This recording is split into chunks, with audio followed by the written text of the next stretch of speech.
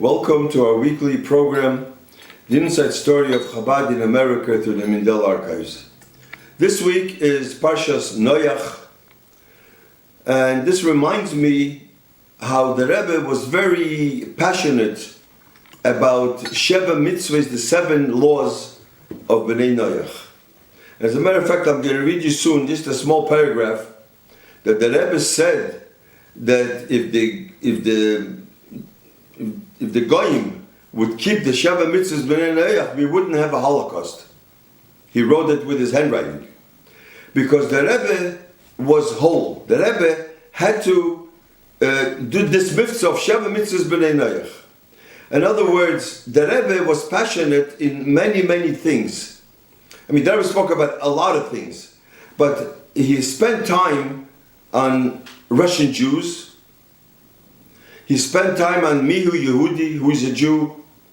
Also, Neshek, after the 6-Day War, all the Mivtzoyim, about the liberated lands. That's what he called it. He didn't call it Shtochim. He called it liberated lands. Also prayer in public school, moments of silence. And also the last thing, but he spoke the last Fabringen about Abbas Yisrael, Zdoke, and Moshiach. So everything in this world had to be done before Gimel Tammuz. The Rebbe as a Nossi, not only, as we once spoke, not only a Chabad Nossi, not only a Nossi for Klal Yisrael, he was a Nossi for the world. So the Rebbe had to cover the inyan for Sheva Mitzvahs Bnei Noach. So about Sheva Mitzvahs Bnei Noach in the past, we already spoke about the Shulchan Aruch, the Code of Laws, that the Rebbe asked Rabbi Mindel, when he went there to Yisrael then, that he asked him to make a Shulchan Aruch, a Kitzur Shulchan Aruch, I'm not sure, of Sheva Mitzvahs Bnei Noach. So Rabbi Mindel told the Rebbe that he has no time. He had no time. First of all, my mother-in-law, his wife was very sick, and he had to take care of her. The Rebbe gave him then a lot of shlichusim. He went to different countries. You know what? He wrote books. He wrote the Talks and Tales. He wrote the Igris Kodesh. He wrote the English. He was very busy. And he's only a human being. So he said to the Rebbe, I just don't have time, I can't. So the Rebbe said that he should ask some Koil in Galite. So he asked, I mentioned that, he asked already a couple of Koil in Galite. And they started to do the Shulchan Aruch, Sheva Mitzvahs Bnei Noach. They based it on the Shulchan Aruch. There was a Rav, it was a big Rav in Williamsburg. His name was Rabbi Steif, Olav HaSholem. So Rabbi Steif, I think, started to write the Shulchan Aruch on Sheva Mitzvahs. So I think they based the Shulchan Aruch on him. I'm not sure exactly how it went, but I have it right here, what he wrote and what they wrote. So what happened? So the Rebbe, they gave it, so the two Yungalite wrote, they gave it to the Rebbe. The Rebbe was holding it in his room for a long time, and then he gave it to Rabbi Mindel, and that's it. I didn't hear anything from Rabbi Mindel about that. I just found it in my archives from Rabbi Mindel. I had no instruction for Rabbi Mindel, and I don't know what we should do, whether we should write a Shulchan Aruch, I mean we should give it out, we should print it, or we should not print it, I don't know. But the Rebbe hat sich sehr gekocht in making a Shulchan Aruch. Now, what is the doubt? Why am I besfeikis whether we should print this Shulchan Aruch or we should not? So I'll tell you.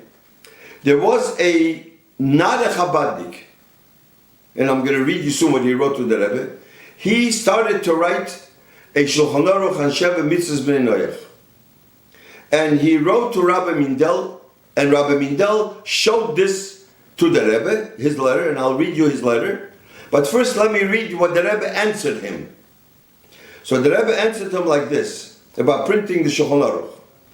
Michtov niskablu, I received your letter. V'hazman groma, time is sensitive.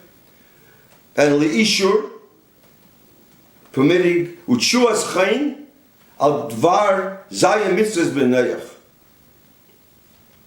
Bevadai, for sure, you should ask advice B'Rabbonim Mumchim, expert Rabbonim, V'Askonim, and also communal leaders, V'Hesem La'achraya Shebedover. It's a big responsibility to do it. So he got this answer, and I'll read you soon what the Rebbe, what he wrote before this. I gave you the answer first. Then a Chabadnik wrote not only one but quite a few, and it was a little different answer. The Rabbi answered them: if we can find a mumcha, experience, that can do it in a way that it shouldn't antagonize goyim, then maybe it's better not to give out a kuntris or a shulchan aruch, something like that. So that answer is not a positive answer. So I don't know. Even though the not Chabadnik that started to write, the Rebbe gave him more a positive answer, but this didn't seem so. I don't know what to do. Of course, if there would be somebody here that knew that I should have asked Rabbi Groner. Rabbi Groner would have probably answered me, tell me exactly what it means, or Rabbi Mindel, of course. But I don't know who to ask today. So the Vaila Liktos that's lying here, and I didn't do anything. So let me just read what this person wrote to Rabbi Mindel, that the Rebbe answered this letter. So this letter is he writes like this: Hagon Rav Nissen Mindel, Shalom Evrocha. As you know, Kveit Kedushas Admur Shlita has instructed me to consult with Rabbonim, as I just read, Mumchim V'Askonim, in connection with my work on Sheva Mitzvahs B'nei Noach. Reb Mendel Futefas, he writes, Shlita, persists in reminding me that as far as he's concerned, if this means single individuals who are both Rabbonim and Mumchim and Askonim, then Kveit Kedushas Admur Shlita was referring above all to you. That means that Rabbi Mendel Futefas said that the only one that ever meant that Rabbi Mindel is the one who you have to consult with. In any case, Rabbi Mendel Futefas insists that I should do nothing in this area without first consulting with you. That's how he writes to Rabbi Mindel. After having met with you in Long Beach last Kislev, I am convinced that Rabbi Mendel Futefas' advice is, as usual, correct. So he said, consulted with Rabbi Mindel, and according to Rabbi Mendel Futefas was a mashpia. If he would have answered something, Rabbi Mindel never told me anything like that. So I just found this. So that's all. Now then he writes a whole letter how he writes to Rabbi Mindel what he plans to do. And then he finishes off I might mention here that it is hoped that at the conclusion of the Noach legal system, it will be possible with the Haskoma or Bracha of Kveit Dushat Mushlita to proceed with the preparation of a Shulchan Aruch or a Kitzur Shulchan Aruch for Bnei Noach. However, both of these last mentioned projects requires a team of researchers and consequently can be gotten probably underway until more adequate financial resources are at hand, and then he writes more about it, but that's not the Geya now. So there is a suffix whether, I don't know, whether even Reb Mendel said that you must discuss it with Rabbi Mindel. So that's number one. I want to tell you, this week is Noach, so I thought I would mention that to you. Now I want to read to you another letter, and this quite a few letters, but I chose one to read, that the Rebbe got from a Catholic priest from England. Dear Rabbi Schneerson, it was indeed an honor and pleasure to receive your letter of 17 of Elul. In the midst of your intensely busy life, it was most gracious of you to reply to me. The Rebbe answered him. In your letter, you mentioned the promotion amongst the Catholic students of the 7 laws divinely given to Noah. Although in Catholic moral teaching, these laws are not mentioned by name, their content and implications certainly form part of the corpus of our moral teaching. More explicit emphasis is given to the 10 commandments given by God to Moses. Obedience to these laws and their implications forms the basis of our ethical teaching and preaching. I thank you for your concern in mentioning this matter. I enclose a small gift of 10 sterling and respectively request that this be used to help to relieve the poverty of Jews who have come from Russia. This gift comes to you with my best wishes for your birthday. This was before the Rebbe's Yom Haledes. So this is a letter that he wrote. The Rebbe answered. Now, before I read that answer, the Rebbe, I just want to read a paragraph that I mentioned before about another. There's many letters that the Rebbe wrote to people, but this is just one paragraph before I read the letter that the Rebbe answered to this Catholic priest. There is, of course, no need to emphasize to you the importance of promoting the 7 Noah commandments among Gentiles. In our day and age, it does not require much imagination to realize that by way of example, had these divine commandments been observed and adhered to by all the children of Noah, namely the nations of the world, individually and collectively, there would not have been any possibility in the natural order of things for such a thing as the Holocaust. And then the Rebbe goes into the whole thing, and we have no time to read. It's amazing what the Rebbe writes more. But I want to read to you what the Rebbe's answer over here. This is to acknowledge a receipt of your letter in which you introduce yourself as a Catholic Christian and outline high points of your life and public services, noting that you have a strong desire to continue to utilize your capacities to make an important contribution in certain areas of public endeavor. To a person of your background, the Rebbe writes, there is no need to emphasize at length the importance for every person to realize his or her potential, especially one who has been endowed with special talent and capacities and has used them successfully. There is an ancient Talmud saying, which is both timeless and universal. Nothing stands in the way of the will.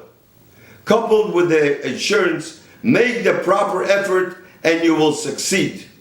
In view of your experience in the past and your determination for the future, I am confident that you will find the proper ways and means to achieve your goals, all the more so since in such a case one receives aid from on high.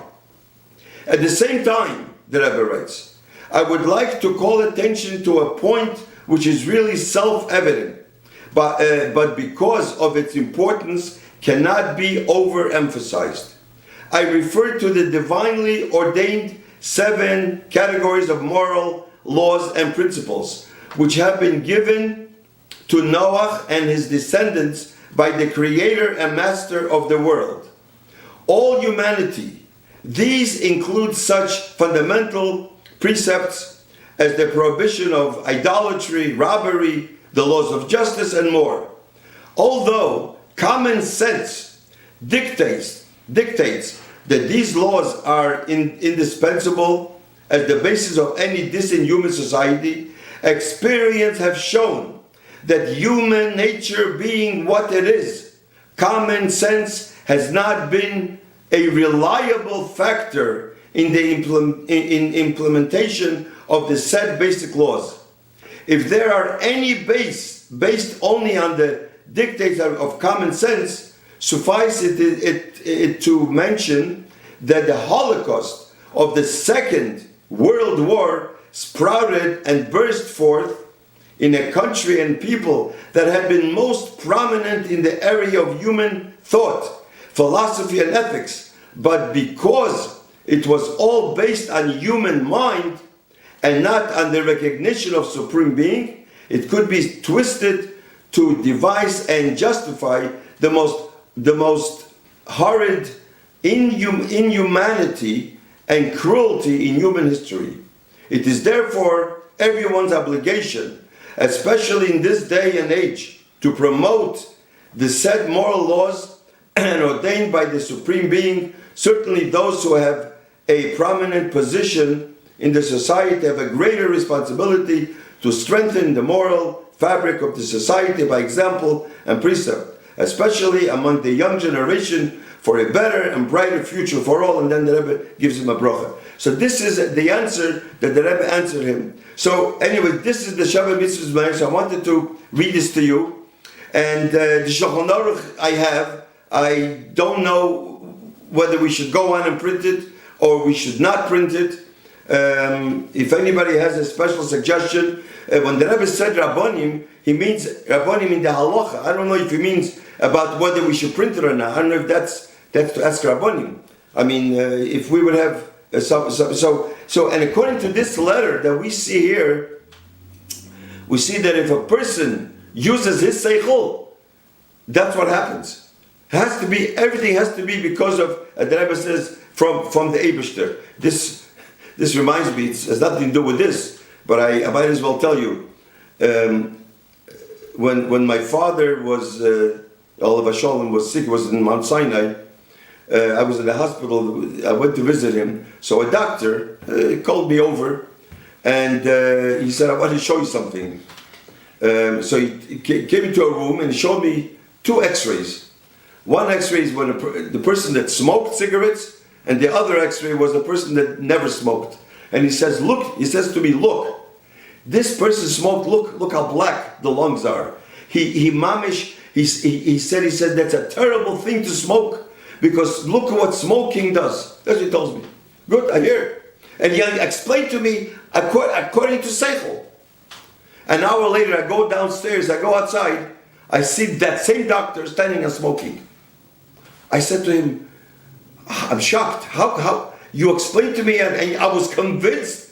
I'm not a smoker, but I was convinced what you're saying. It's horrible. He says, yeah. I said, that's because I can't hold myself back. And this goes in everything like that. If we use that the Eibusher said so, then it's a different story. So this is what I want to bring out this week. In Mitzvah Hashem, next week we will continue our weekly program. Maybe we'll still continue the more letters that the Rebbe answered to many people about Sheva Mitzvahs B'nai. Thank you.